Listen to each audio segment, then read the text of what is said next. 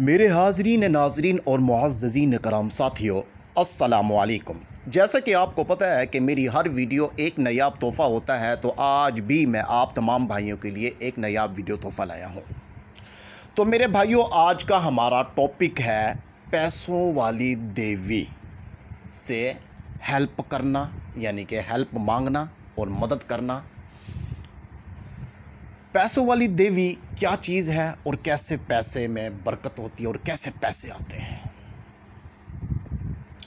ये एक काले इल्म में चला जाता है, क्योंकि देवी का इल्म बहुत ही मशहूर है। इंडिया में भी चलता है, बांग्लादेश में भी चल रहा है। आज मैं आपको ऐसा इल्म देने जा रहा हूं जो कि कोई भी आमिल आपको ये इल्म नहीं दे सकता। ये अमल बहुत ही तेज और पावरफुल अमल है।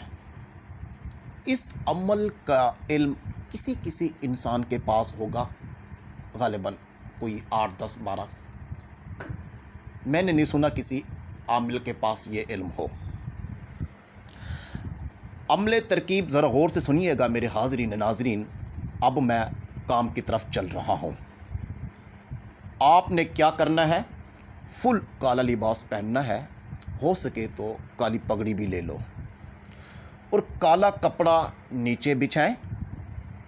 नीचे बिछाकर आपने रात के कोई 2 बजे के बाद कच्ची जगह पे बैठना है।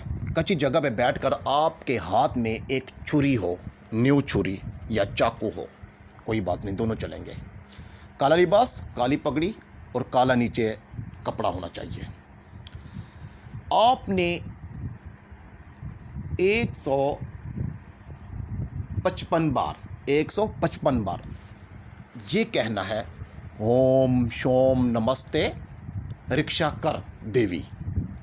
ओम शोम नमस्ते रिक्शा कर देवी। ओम शोम नमस्ते रिक्शा कर देवी। ओम शोम नमस्ते रिक्शा कर देवी। ये कहना है 155 बार। उम्मीद काफ़ी है कि 155 बार पूरा नहीं होगा कि आपको एक झटका लगेगा।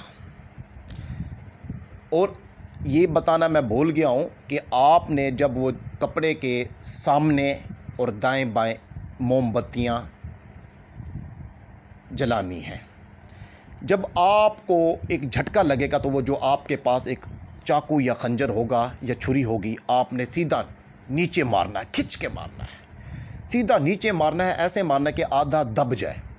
तो आप जब ये मारोगे, ये तीनों मोमबत्तियाँ खुद ब खुद बुझ जाएंगी, यानी कि बंद हो जाएंगी। तो आपके सामने देवी के रूप में एक चुड़ैल नजर आएगी। घबराना नहीं है, डरना भी नहीं है। उसके सामने बैठ जाना है और आप अपनी पूरी की पूरी मंशा, यानी कि अपनी जायज़ या नाजायज़ जो भी बात हो, मनवा सकते हैं। मज़ीद मालूमात के लिए मेरे व्हाट्सएप पर राब्ता करें और इस शाह जी को भूलिएगा मत। हम इंशाअल्लाह ताला आपको फ़ायदा देंगे और आप अपने इल्म में इजाफ़ा कर सकते हैं हमसे राब्ता करके। अल्लाह हाफिज़, अल्लाह निगहबान।